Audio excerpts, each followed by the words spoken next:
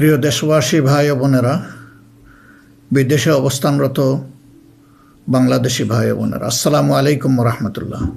আশা করি আপনারা সকলেই আল্লাহর মেহেরবানিতে ভালো আছেন এবং সুস্থ আছেন।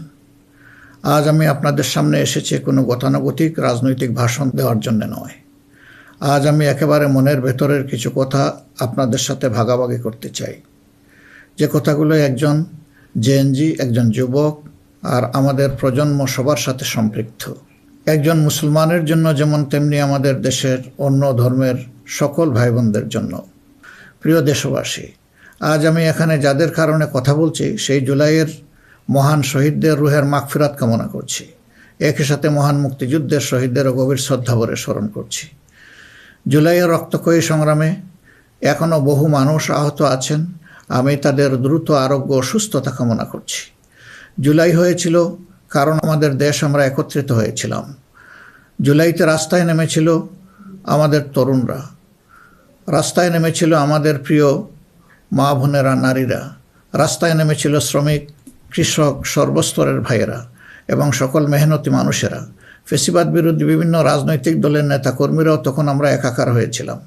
শিক্ষক ও প্রকৌশলী, ডাক্তারসহ বিভিন্ন শ্রেণী পেশার মানুষ তখন রাস্তায় নেমে এসেছিলেন। দেশপ্রেমিক সশস্ত্র বাহিনীর সদস্যরাও সে সময় অত্যন্ত প্রশংসনীয় এবং দায়িত্বপূর্ণ ভূমিকা পালন করেছেন।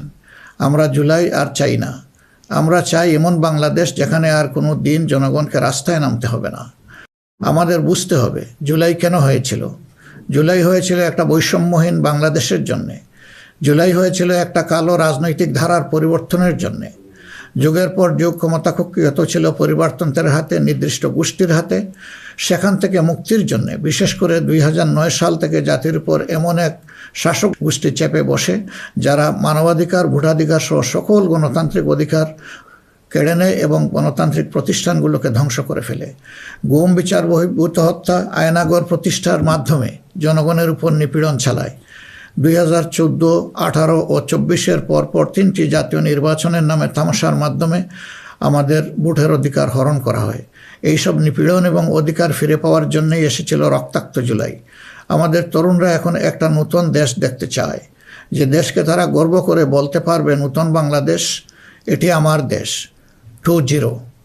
এক কথায় যদি বলি, দেশের মানুষ পরিবর্তন চায়, কিন্তু একটি মহল পরিবর্তনের বিরোধী। কারণ পরিবর্তন হলেই তাদের অপকর্মের পথ বন্ধ হবে, মানুষের অধিকার কেড়ে নেওয়ার সুযোগ থাকবে না। এই সংস্কৃতি বদলানোর সাহস সবার থাকে না। ক্ষমতাবানদের বিরুদ্ধে রুখে দাঁড়ানোর হিম্মত সবার হয় না। এই হিম্মত দেখিয়েছে আবরার ফাহাদ, আবু সাইদ মুগ্ধ, উসমান হাদি এবং তাদের সহযোদ্ধারা। তাদের রক্তের শপথ নিয়ে নতুন প্রজন্মের লক্ষ লক্ষ সাহসী সন্তান আজ এই পরিবর্তনের জন্য প্রস্তুত। এই দেশ আমাদের সময়ের এই সাহসী সন্তানদের হাতেই তুলে দিতে চাই। কারণ বাংলাদেশের ভবিষ্যৎ এই তরুণরাই রচনা করবে। এই তরুণরা পরিশ্রমী, তরুণরা সাহসী, তারা মেধাবী। এই তরুণরা এই পরিবর্তনকে ভালোবাসে। তরুণরা নতুনকে আলিঙ্গন করে, সত্য বলতে দ্বিধাবোধ করে না। প্রযুক্তি বুঝে এবং সামনে এগিয়ে নিয়ে যেতে জানে। তারাই পারবে নতুন বাংলাদেশ গড়ে দিতে। আমরা তোমাদের হাত ধরতে চাই। জুলাইয়ের মতো কাঁধে কাঁধ মিলিয়ে দেশ গড়ার কাজে সঙ্গী হতে চাই। প্রচলিত ধারা বদলাতে চাই। দেশটা বিভেদ এবং বিভাজনের রাজনীতি থেকে মুক্ত করতে চাই। মানুষের জীবনে শান্তি ফিরে আসুক, এটি আমাদের প্রয়াস, এই আমাদের চাওয়া। সবাইকে নিয়ে ঐক্যের বাংলাদেশ গড়তে চাই। এমন বাংলাদেশ যেখানে কেবল পারিবারিক পরিচয়ে কেউ দেশের চালকের আসনে বসতে পারবে না। এমন বাংলাদেশ যেখানে রাষ্ট্র হবে সবার, সরকার হবে জনগণের। প্রিয় দেশবাসী, জনগণ চায় একটু নিরাপত্তা, সুশাসন আর ইনসাফ। তাই আগামীর বাংলাদেশকে এসব অঙ্গীকার এবং মূল্যবোধের আলোকে সাজাতে চাই। রাষ্ট্রের মৌলিক কিছু সংস্কারের লক্ষ্যে জুলাই বিপ্লব পরবর্তী সরকার কিছু পদক্ষেপ গ্রহণ করেছিল, কিন্তু তা সম্পূর্ণ বাস্তবায়িত হয়নি। এই বাস্তবায়ন সম্ভব হবে আগামীতে যে গণভোট, সেই গণভোটে আমরা যদি আমাদের মূল্যবান ভোট দিয়ে হা বলি, তাহলে সংস্কার প্রক্রিয়া তার পূর্ণতা পাবে ইনশাআল্লাহ। আমরা এই জন্যেই জনগণকে বলবো যে গণভোটে হা বলুন এবং সংস্কারতে আলিঙ্গন করুন। আমাদের সন্তানদের স্বপ্ন পূরণে আপনিও গুরুত্বপূর্ণ অংশীদার হন। নতুন বাংলাদেশের আকাঙ্ক্ষার আলোকে আমাদের পরিকল্পনা, কর্মসূচি, অঙ্গীকার আপনাদের নিকট স্পষ্ট করার চেষ্টা করেছি। বাংলাদেশে আমরাই প্রথম পলিসি সামিটের মাধ্যমে রাষ্ট্র পরিচালনার নীতি কৌশল জনগণের সামনে তুলে ধরেছি। আমাদের নির্বাচনী ইশতেহারে এর প্রতিফলন রয়েছে। এই প্রক্রিয়ায় অনেকেই আমাদেরকে সহযোগিতা করেছেন, তাদের প্রতি আমরা কৃতজ্ঞ। এছাড়াও আমরা সমাজের বিভিন্ন শ্রেণী পেশার মানুষের সাথে কথা বলেছি, বসেছি এবং তাদের মূল্যবান মতামত পরামর্শ আমরা গ্রহণ করেছি। আমরা সুযোগ পেলে মহান আল্লাহর ইচ্ছায়, জনগণের ভালোবাসায় সরকার গঠন করলে প্রথম দিনে ফজরের নামাজ পড়েই আমরা আমাদের পরিকল্পনা বাস্তবায়ন শুরু করব ইনশাআল্লাহ। প্রিয় দেশবাসী, আমাদের শাসক শ্রেণী সরকারি পদে নির্বাচিত হওয়ার পর নিজেদেরকে দেশের মালিক গণ্য করেছে। ফলে রাষ্ট্রীয় সম্পদ, পদ, পদবি, নীতি, প্রতিষ্ঠান সব কিছু ব্যক্তিগত ও দলীয় স্বার্থ হাসিলের উপায় হিসাবে অন্যায়ভাবে ব্যবহার করা হয়েছে। এর ফলে চুরি ও দুর্নীতি, স্বজনপ্রীতির মাধ্যমে প্রতারিত করে জনগণের সম্পদ লুণ্ঠন করা হয়েছে। উন্নয়ন প্রকল্প ব্যক্তিগত ও দলীয় লুণ্ঠনের সিঁড়ি হিসাবে ব্যবহৃত হয়েছে। এই ব্যবস্থার অবসান ঘটানোই আমাদের প্রধান লক্ষ্য। আলহামদুলিল্লাহ, অতীতে জামাতে ইসলামী থেকে যারা জনপ্রতিনিধি হিসাবে সংসদ, সরকার ও স্থানীয় সরকারে দায়িত্ব পালন করেছেন, তারা কেউই দুর্নীতির দায়ে অভিযুক্ত হননি। তারা দক্ষতার সাথে দায়িত্ব পালন করেছেন। আপনারা দেশের মানুষ, তারই সাক্ষী। প্রিয় দেশবাসী, আগামী জাতীয় সংসদ নির্বাচন জাতিকে একটি নতুন স্বপ্নের দিকে নিয়ে যাওয়ার এক মহা সুযোগ হিসাবে এসেছে। যেসব সমস্যা আমরা বিগত দিনে সমাধান করতে পারিনি, যে লুটেরা গোষ্ঠীকে আমরা নিয়ন্ত্রণ করতে পারিনি, সেসব সমস্যার সমাধান এবং লুটেরা গোষ্ঠীর নিয়ন্ত্রণের সুযোগ হচ্ছে আগামী নির্বাচন। তাই জনগণকে ঠিক করতে হবে, আমরা আমাদের নিজেদের জন্যে, আমাদের তরুণ প্রজন্মের জন্যে, আমাদের নারীদের জন্যে, বয়স্ক মানুষের জন্যে, প্রান্তিক জনপদের জন্যে, শ্রমিকের জন্যে, উদ্যোক্তাদের জন্যে কোন বাংলাদেশ চাই। আমাদেরকে প্রশ্ন করতে হবে, আমরা কি সমাজে শৃঙ্খলা প্রতিষ্ঠা করতে চাই? আমরা কি নিয়মনীতি, শান্তির রাষ্ট্র প্রতিষ্ঠা করতে চাই? আমরা কি উন্নত দেশ হতে চাই? আমরা কি শোষণ, জুলুম, দুর্নীতি, চাঁদাবাজ মুক্ত রাষ্ট্র চাই? আমাদেরকে ভাবতে হবে, আমরা কি রাষ্ট্রীয় প্রতিষ্ঠানকে জবাবদিহিতার আওতায় আনতে চাই? যোগ্যতা ও সততাকে সরকারি পদের জন্য মৌলিক শর্ত করতে চাই? আমরা কি আমাদের জাতীয় সক্ষমতা ও সৃজনশীলতা বৃদ্ধি করতে চাই? এসব বিষয়ে যদি আমরা ইতিবাচক পরিবর্তন দেখতে চাই, তাহলে আমাদেরকে আগামী নির্বাচন নিয়ে নৈতিকভাবে ভাবতে হবে। রাজনৈতিকতার ফুলঝুরির বাইরে এসে বাস্তবতার আলোকে সৎ ও দক্ষ নিষ্ঠাবান নেতৃত্ব প্রতিষ্ঠা করতে হবে। প্রিয় ভাই ও বোনেরা, আমরা আমাদের নির্বাচনী ইশতেহারে বলেছি যে আমাদের স্বপ্নের বাংলাদেশ তৈরির জন্য 5টি বিষয়ে হা এবং 5টি বিষয়ে না বলতে হবে। সততা, ঐক্য, ইনসাফ, দক্ষতা ও কর্মসংস্থানকে আমরা হা বলতে বলেছি, কারণ এসব মৌলিক শর্ত ছাড়া বৈষম্যহীন, উন্নত, নৈতিক, মানসম্পন্ন বাংলাদেশ প্রতিষ্ঠা সম্ভব নয়। পাশাপাশি দুর্নীতি, ফ্যাসিবাদ, আধিপত্যবাদ, বেকারত্ব, চাঁদাবাজিকে স্পষ্ট না করতে বলেছি। প্রিয় দেশবাসী, বাংলাদেশ আয়তনে ছোট্ট কিন্তু জনসংখ্যার দিক থেকে একটি বড় দেশ।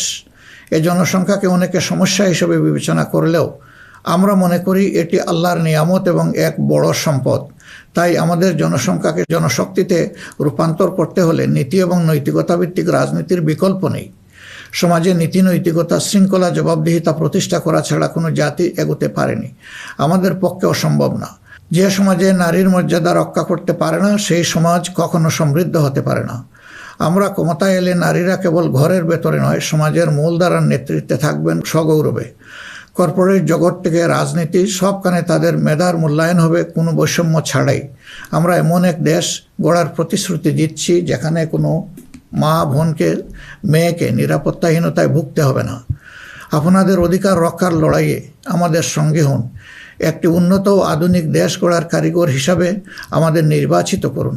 প্রিয় দেশবাসী, আমরা মনে করি সমাজে ন্যায় বিচার ও ইনসাফ প্রতিষ্ঠা করতে হলে সকলকে মর্যাদা দিতে হবে এবং সকলের মানবাধিকার সুরক্ষা করতে হবে।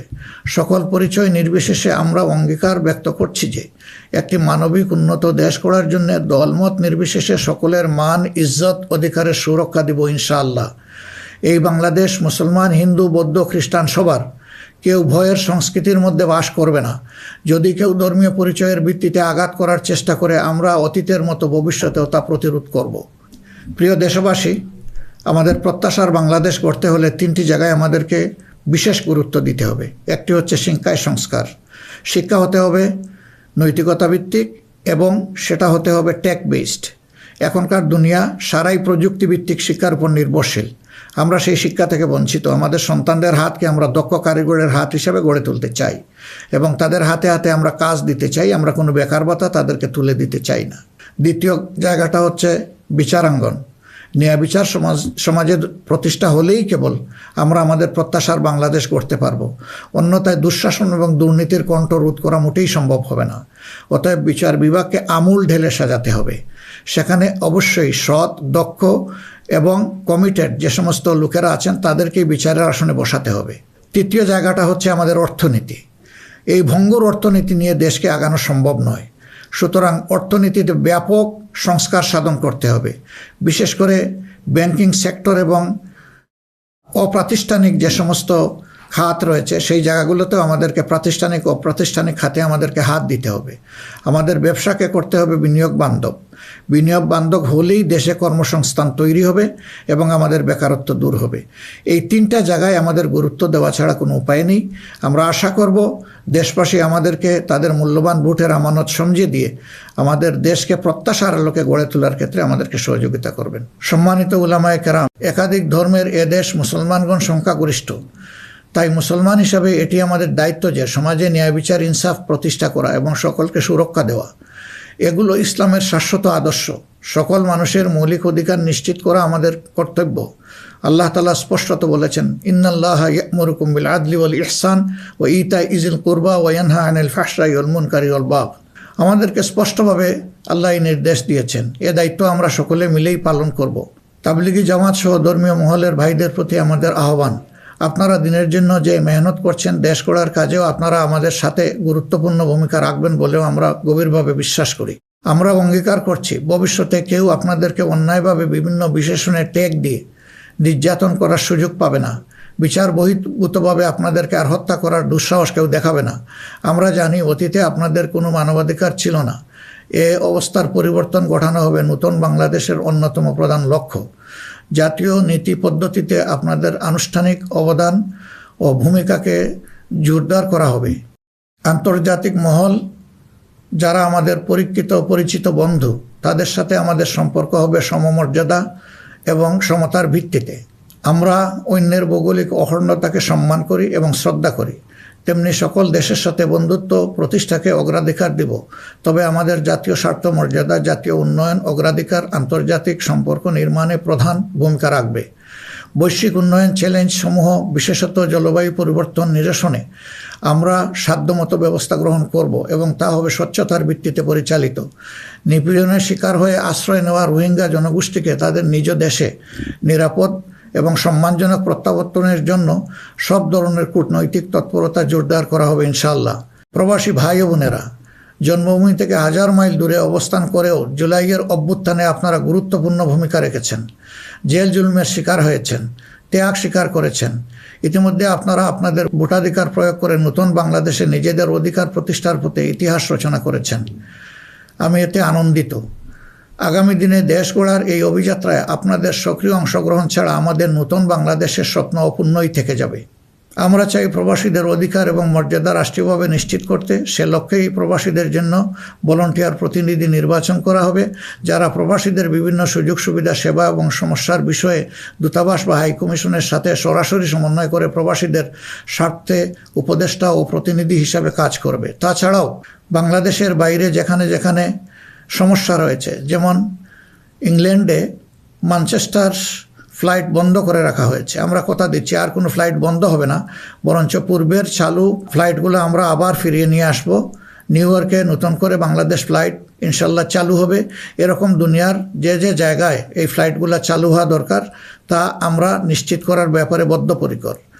দেশ আর পিছনের দিকে যাবে না, দেশ এগিয়ে যাবে সামনের দিকে ইনশাআল্লাহ। প্রবাসী ভাইয়েরা যখন বিদেশে মৃত্যুবরণ করেন তখন অত্যন্ত অসহায় অবস্থা তাদের লাশ উপেক্ষিত হয়। আমরা কথা দিচ্ছি যারা আমাদের রিমিটেন্স যোদ্ধা তারা আমাদের গর্বের ধন। কেউ যদি আল্লাহর ইচ্ছায় বিদেশে ইন্তেকাল করেন, আমরা অত্যন্ত সম্মানের সাথে আমাদের কাঁধে করে তাদের লাশ দেশে বয়ে নিয়ে আসবো ইনশাআল্লাহ। আমাদের প্রবাসীরাও জাতীয় সংসদে আনুপাতিক হারে ইনশাআল্লাহ তাদের প্রতিনিধিত্ব আমরা নিশ্চিত করার পক্ষে। প্রবাসীদের সঙ্গত সমস্ত বিষয়গুলো আমরা গুরুত্বের সাথে বিবেচনায় নিয়ে দেশে যাতে কোনোভাবে তারা নিপীড়নের শিকার না হন তা আমরা নিশ্চিত করব ইনশাআল্লাহ। প্রিয় দেশবাসী, নির্বাচনী প্রচারণা শুরু হওয়ার পর থেকে দেশের বিভিন্ন প্রান্তে আমরা গিয়েছি। আপনারা আমাদের সভা সমাবেশে যোগ দিয়েছেন, আমাদের কথা শুনেছেন। আপনাদের ভালোবাসা, অংশগ্রহণ ও সহযোগিতায় আমরা অভিভূত, আমরা মুগ্ধ। আমরা আপনাদের প্রতি চিরকৃতজ্ঞ। আমাদের নির্বাচনী প্রচারণা বা অন্যান্য কার্যক্রমে কেউ কষ্ট পেয়ে থাকলে আপনাদের কাছে আমরা ক্ষমা প্রার্থী। আগামী নির্বাচন সুষ্ঠুভাবে আয়োজন করা সকল রাজনৈতিক দলের নৈতিক দায়িত্ব।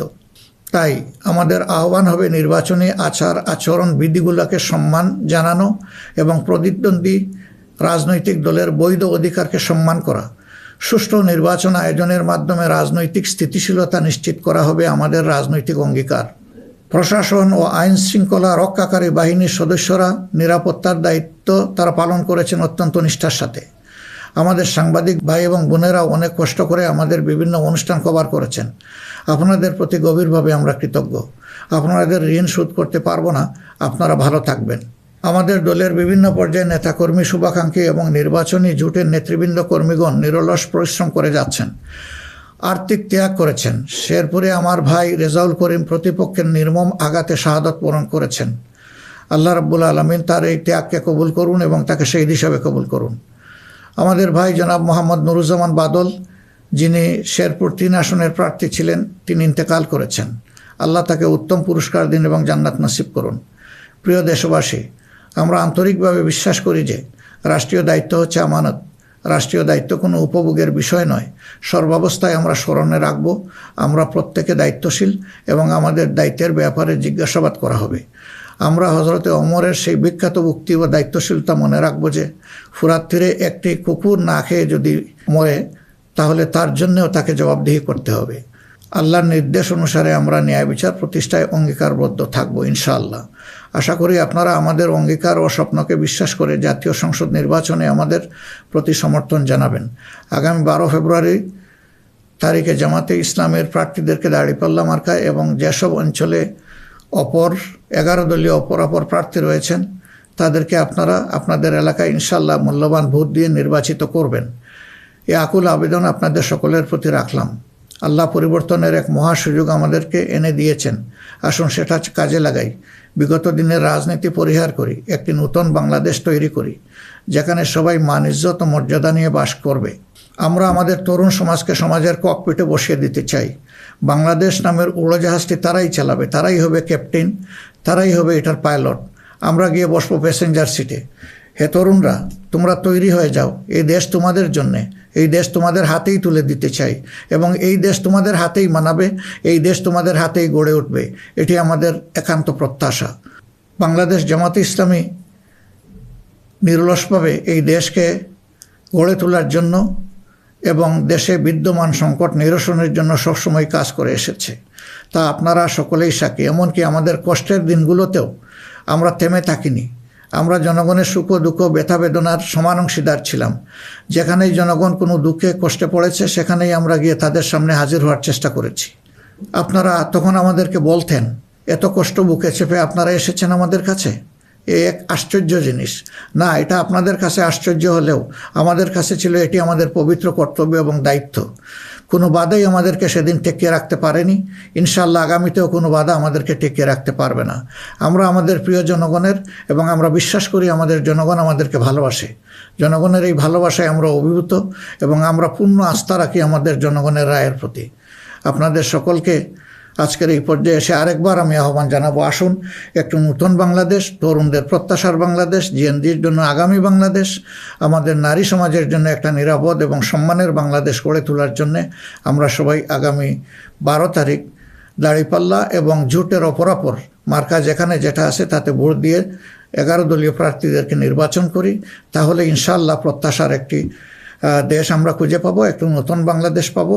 আমরা বিশ্বাস করি জনগণ পরিবর্তন চায়, সেই পরিবর্তন জন্যই আমাদের এই আহ্বান। এই পরিবর্তন আমাদের হাতে ইনশাআল্লাহ মানাবে, অন্য কারো হাতে নয়। দেশ তো এটা আপনারা বুঝতেই পারছেন। আল্লাহ হাফিজ। বাংলাদেশ জিন্দাবাদ। বাংলাদেশ জামাত ইসলামী জিন্দাবাদ। 11 দলীয় নির্বাচনী ঐক্য জিন্দাবাদ।